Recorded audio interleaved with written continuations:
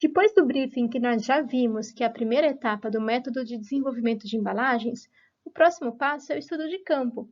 E essa vai ser a parte mais impactada pelo momento atual que estamos passando, né, na nossa disciplina, porque estudo de campo implica em você ir ao campo, ou seja, você ir ao local onde estão essas embalagens, um supermercado, né, uma farmácia, enfim, qualquer tipo de loja que tenha as embalagens que você está buscando, e ir a campo e fazer um estudo ali. E isso é uma coisa que, obviamente, a gente não vai fazer agora. E lembrando que esse método que a gente está trabalhando é o método desenvolvido pelo Fábio Mestriner.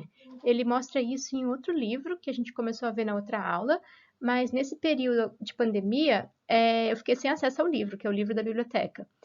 E aí eu fui atrás para buscar um livro para poder preparar a aula para vocês. E eu descobri que ele fez um livro mais recente, que é esse livro que eu estou mostrando aqui, esse Inovação na Embalagem. E então eu estou trabalhando agora a partir desse livro para trazer um conteúdo mais atualizado. Tá? Esse livro aí dele é de 2018. Ir a loco é essencial para quem vai fazer uma embalagem, pois é justamente nesse local que você vai conseguir encontrar todos os concorrentes juntos, numa mesma região, da maneira como eles vão ser apresentados para o consumidor. Ou seja, você consegue ter uma boa ideia de líder de venda, de posicionamento no mercado, de posicionamento no ponto de venda. É um momento muito enriquecedor para o designer. No momento em que você fez o briefing, provavelmente você já descobriu os locais em que o produto é vendido. Então você já tem uma boa lista para começar, né, para você saber onde se direcionar para fazer o estudo de campo. Mas de modo geral, é bem interessante você pensar em locais distintos, para públicos distintos. Por exemplo, um hipermercado, aqueles mercados, né, enormes que vendem de tudo. Então, muitas vezes tem um prédio grande próprio, com estacionamento grande, às vezes eles podem estar em shoppings, enfim, um hipermercado. Outra opção é um supermercado de bairro, né, não tão grande, mas um supermercado de rede, uma rede que tenha na sua cidade. E um outro local é um mercadinho de bairro, aquele mercadinho que tem na sua rua, que tem próximo a você. Então, você tenta fazer o levantamento, né, o estudo de campo, buscando esses vários estabelecimentos. E esse levantamento é basicamente você chegar na frente da gôndola, lá no mercado, e fazer uma série de observações a respeito daqueles produtos que você está vendo ali na prateleira, né, aqueles produtos concorrentes ao produto da embalagem que você vai fazer. Então, a primeira observação nessa planilha é bem básica, é você identificar aonde você foi fazer essa primeira análise e qual é a data também em que essa análise foi feita, porque pode ter diferenças dependendo do tipo de mercado, da localização desse mercado, até mesmo da data, porque pode entrar de repente alguma ação promocional de uma marca e isso mudar, né, a estratégia dela, pode entrar uma embalagem nova de algum produto concorrente, enfim, tem várias possibilidades que vão fazer com que uma análise em uma data não necessariamente reflita o mesmo tipo de análise que ocorreria em uma outra data. E aí eu passo para a identificação de cada produto. Então, se eu estou, por exemplo, analisando caixa de leite, embalagem de leite, eu vou olhar qual é a marca daquele leite, qual é o tipo daquele leite, né? Integral, é desnatado, é semi-desnatado, enfim, eu vou fazer a identificação desse produto e o ideal aqui é que a gente consiga também anexar a imagem daquele produto. E a imagem no local de venda é ainda melhor do que uma imagem isolada, porque aí nos dá uma ideia do posicionamento dele na gôndola, né? Mas isso pode ser um pouco mais difícil de fazer, então depende da autorização do estabelecimento comercial, porque geralmente não é permitida a fotografia no local. Então tem que ser conversado antes para não ter nenhum tipo de problema. Se não conseguir fazer a foto na hora, aí acaba sendo uma foto feita realmente em outro local, né? Uma foto pega da internet, enfim, de outra fonte que não feita no estudo de campo. Então, o próximo ponto vai ser identificar qual é o tipo de embalagem. Voltando ali no nosso exemplo do leite, vai ser uma embalagem de Tetra Pak, né? Aquela mais comum para leite. Vai ser uma embalagem de polímero, então tem algumas garrafas de plástico, né, de polímero, que algumas marcas trabalham com esse material, geralmente com um preço um pouco mais alto, mas nem sempre. Existe também a opção de lata, né, com leite em pó. Claro, já começa a entrar em outro tipo de produto, não é exatamente o mesmo, o leite que já está pronto ali na caixinha, mas não deixa de ser um produto que pode ser também uma opção de compra no mercado do leite, né? Então depende também do posicionamento da própria marca ou dos produtos no mercado. Pode ser também uma embalagem flexível, então leite de saquinho. Enfim, você vai identificar o tipo de embalagem daquele produto concorrente. Depois eu vou observar a quantidade de frentes que esse produto vai ter na gôndola. O que significa isso? Quando eu chego no mercado e aí eu vou observar um produto, quando a marca ela não é muito conhecida, geralmente vai ter um produto, dois produtos ali expostos e os outros, né, os demais daquela mesma marca vão estar atrás desses produtos que estão ali na frente. Dificilmente vai ter mais do que duas frentes, né? Quando a marca ela é mais conhecida, é uma marca que geralmente é líder de mercado ou que está investindo mais para poder ter mais espaço ali no mercado, né? Então aparecer mais no mercado. Então ela vai ter mais frentes, ela vai ter 6 frentes, ela vai ter, enfim, vai depender muito de qual é o tipo de produto e qual é o investimento feito pela empresa para aparecer ali no mercado. Então você vai contar quantas frentes tem o produto e vai indicar esse número na sua planilha de análise do estudo de campo. O próximo passo é você anotar o preço daquele produto, porque uma mesma categoria de produtos pode ter preços bastante variados. Se você pega, por exemplo, na gôndola de chocolates, você encontra a barra de chocolate de 3 e pouco até, sei lá, 30, 40, 50, não sei. Esses tão caros eu confesso que eu não olho. Mas a questão é que você tem o mesmo tipo de produto, chocolate, a valores muito, muito diferentes. E o que vai mudar? São questões como a marca, a origem do produto, os ingredientes daquele produto, então, né, entre outras questões, mas que vão te dar um direcionamento até pelo posicionamento, em relação ao posicionamento daquele produto diante dos concorrentes. Então, é bem interessante também a gente ter essa informação de preço. O próximo ponto é anotar qual é a cor predominante da embalagem daquele produto. Isso porque, em uma mesma categoria de produtos, a gente pode ter duas situações bem distintas. A gente pode ter todos os produtos adotando o mesmo padrão de cor. Isso acontece bastante ali quando a gente vai ver amido de milho. Então, é uma gôndola praticamente inteira amarela. E a gente pode ter também o caminho oposto, o caminho em que vários produtos assumem cores diferentes. Então, não existe um padrão de cor naquela categoria. E o caminho que eu vou escolher, se vai ser seguir mais ou menos um padrão já existente ou buscar inovar, vai depender muito da estratégia de design que a gente vai decidir mais para frente aqui no nosso método de desenvolvimento. Então, nesse momento, é importante anotar a cor predominante da embalagem. E por fim, como último elemento na análise individual dos produtos, você vai indicar qual que foi a palavra destacada relacionada àquela embalagem. Por exemplo, aquela embalagem vai ser uma embalagem destacada como saborosa, como econômica, como com ingredientes naturais. Foi mais que uma palavra, né? Foi uma expressão. Mas enfim, qual que é o destaque daquela embalagem? Como que ela se mostra naquela categoria de produtos? E aí, uma vez que você já tenha todas as informações individuais de cada produto, você vai precisar identificar qual é o destaque naquela categoria. Como destaque, então, o produto principal, o produto que você chega na gôndola e é aquele que você observa primeiro. E é importante você comparar produtos que sejam similares, no sentido de peso, né, de quanto que vem daquele produto na embalagem, porque não adianta eu querer comparar um produto ali que venha 30 gramas de algo com um que venha 2 quilos. Claro que o de 2 quilos vai ser muito maior e provavelmente vai ser mais fácil de ser visto do que o de 30 gramas. Tá? Então, busque comparar produtos que sejam com o mesmo peso, com as mesmas características, digamos assim. E aí você vai observar esse destaque através, seja da forma dele, seja da cor dele, seja de algum elemento gráfico presente ali na embalagem, às vezes um splash bem posicionado com uma palavra ali chamativa, enfim, qual é o produto que foi destaque e por que ele foi destaque. É importante entender não só qual, mas o motivo dele ser destaque. E aí, agora é hora de analisar muito bem cada embalagem individualmente.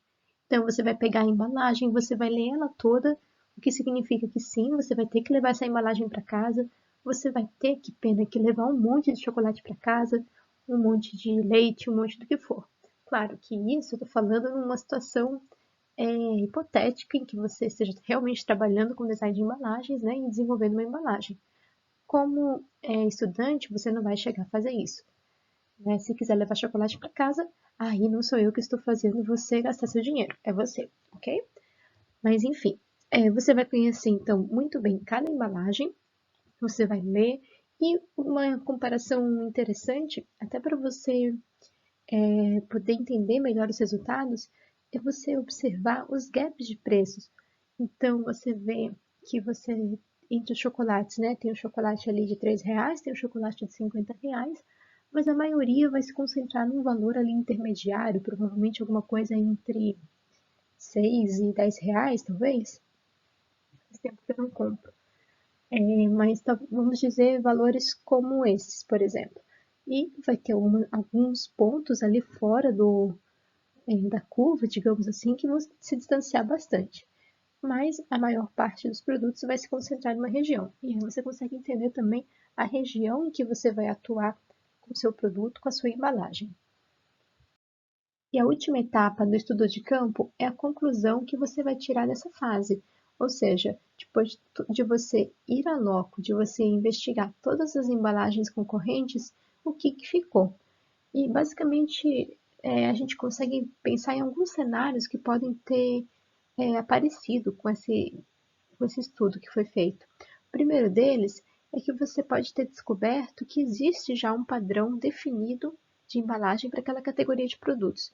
Por exemplo, todas as embalagens aqui de água são, né, são garrafas PET, são garrafas, enfim, transparentes. Você vai ter encontrado um padrão. Elas poderiam ter formato mais parecido, uma mudança só no rótulo, mas elas têm o mesmo material, elas têm a mesma altura e elas têm o mesmo tipo de tampa.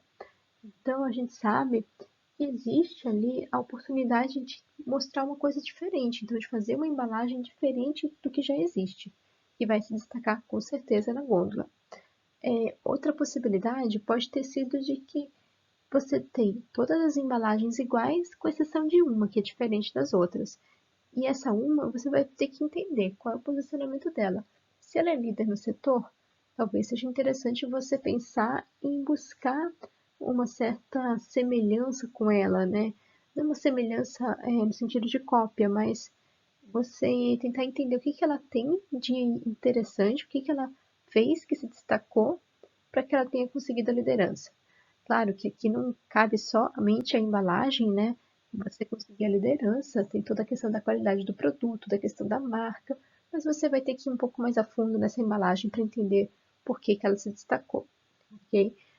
Existe também a possibilidade de não ter um padrão definido, ou de ter algumas variações diferentes, assim, de embalagem nessa mesma categoria de produto, e aí nesses cenários você acaba tendo mais liberdade para fazer da maneira como você imagina. Então, você pode até mesmo chegar a pensar em alguma coisa muito legal que se destaque e que venha a se tornar líder no setor, que venha a se tornar o destaque no setor. Então, são algumas possibilidades que você vai conseguir traçar a partir do estudo detalhado feito, né, em loco, feito em campo. Só que agora a gente está passando por uma fase muito difícil no mundo inteiro. E o estudo de campo não pode acontecer da maneira como acontecia antes. Como então que a gente vai fazer para estudar esses produtos concorrentes sem ir ao mercado? A nossa alternativa mais segura nesse momento é visitar sites de supermercados para olhar ali quais são os produtos concorrentes. Claro que a gente vai perder um pouco, né, algumas informações, você não vai conseguir ver quantas frentes esse produto tem, você não vai conseguir ver como é que ele está, em qual gôndola, como é que ele se posiciona no mercado, mas você consegue ter acesso a várias outras informações, como o preço, você consegue observar a cor principal do produto, enfim, é um estudo de campo que vai ficar limitado, mas ele ainda pode ocorrer. Uma outra opção interessante embora não necessariamente possível sempre, é você ver fotos internas do estabelecimento comercial.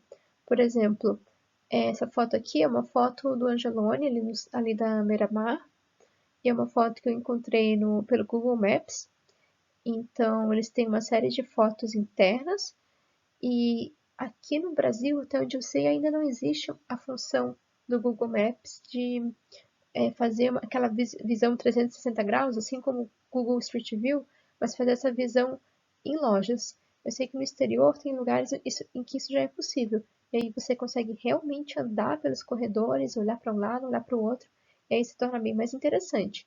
Embora não vai substituir um estudo de campo realmente, porque tanto você não consegue, né, pegar a embalagem, virar a embalagem, analisar realmente, quanto tem a questão da data. Então, aquele registro foi feito numa data específica. Por exemplo, essa imagem aqui que eu estou mostrando para vocês, ela está ali embaixo. Ela é de janeiro de 2019. Então, né, de lá para cá, muita coisa pode ter mudado já. Então, esses queijos podem não existir mais, né? Ou essas embalagens podem ter sido modificadas, a quantidade de frentes de cada queijo pode ter mudado. Enfim, são várias questões. Então, a questão temporal ali fica limitada. Mas, pelo menos para ver como é que as coisas se organizam um pouco, pode ser uma alternativa. Agora, uma questão que fica para a gente é como que a pandemia transformou a maneira como nós consumimos embalagens. Porque uma coisa é você ir no mercado e você olhar para aquela embalagem que chamou a atenção, que tem um destaque, enfim, que fez com que você pegasse aquele produto na mão e considerasse levar para casa. Outra coisa é você abrir a tela do seu celular, do seu computador e escolher um produto baseado nas estrelinhas que ele tem, ou seja, nas avaliações das pessoas, baseado no preço, numa promoção, num cashback, enfim, em outras questões que não a embalagem. A embalagem chega até você quando o produto já foi comprado, já foi enviado, já foi recebido na sua casa, e aí você abre, você vê a embalagem e você descarta a embalagem e ela basicamente só serviu para transporte. Então, talvez nesse mundo de agora, a embalagem mude um pouco a sua função. Se você vê esses números aqui nessa notícia, a Amazon, né, que é a líder de e-commerce no mundo inteiro, ela teve uma alta absurda de vendas, o lucro dela subiu demais nesse último trimestre, porque as pessoas deixaram de ir nos locais, né, ir fisicamente, ir presencialmente em mercados, em lojas, e passaram a fazer muito mais compras online. Então o mercado mudou. Não que não exista mais a venda, né, presencial, claro que existe, mas mudou. Mudou e fez com que nós, como designers de embalagem, a gente acaba tendo uma nova função. A gente tem que repensar qual é essa função e como que a gente vai se posicionar. E para ilustrar como que essa relação entre o cliente e os produtos, né, as embalagens, pode mudar, ou já mudou, mostro para vocês um pouquinho da minha vida, um pouquinho do que eu estou passando nesse momento de pandemia. Eu sou do grupo de risco, né, sou diabética, então eu não estou saindo de casa. Eu faço todas as minhas compras no mercadinho, que tem aqui próximo, aqui na minha rua, e eu mando para eles mensagem por WhatsApp. Se eu tenho alguma dúvida ou eles querem me mostrar algumas opções, eles me mandam uma foto, depois eles me mandam a nota fiscal, e aí eu faço o pagamento, transferência, e a gente não tem contato, e eu não tenho contato com as gôndolas, eu não tenho contato com as outras embalagens. No máximo, o contato que eu tenho é através de alguma foto, como essa dos chocolates. Mas, na maior parte das vezes, eu mando aquela mensagem ali no WhatsApp, aquela não, né? Mando meu pedido, depois recebo a notinha, faço o pagamento e isso é tudo. O produto chega até mim sem que eu tenha tido esse momento ali com os concorrentes para fazer a minha escolha. E, assim como eu, certamente muitas pessoas no mundo inteiro nesse momento, né, também mudaram a relação com as embalagens. Então, novamente, é hora da gente repensar qual é o papel do design de embalagens e, principalmente, qual vai ser o papel a partir do momento em que as coisas voltarem mais próximas ao normal, né? Quando tivermos uma vacina, será que os mercados continuarão sendo como foram até agora? Ou será que essa questão da compra online ganhou tanta força que não vai voltar mais atrás? São questões, questionamentos que eu tenho, que talvez você tenha também, e que a gente não tem resposta pronta para tudo, mas que a gente tem que estar preparado. Então, como designers de embalagem, vamos olhar não só para a questão mercadológica, né? Mas eu já falei para vocês a questão da sustentabilidade também. E agora mais uma: qual é o nosso papel?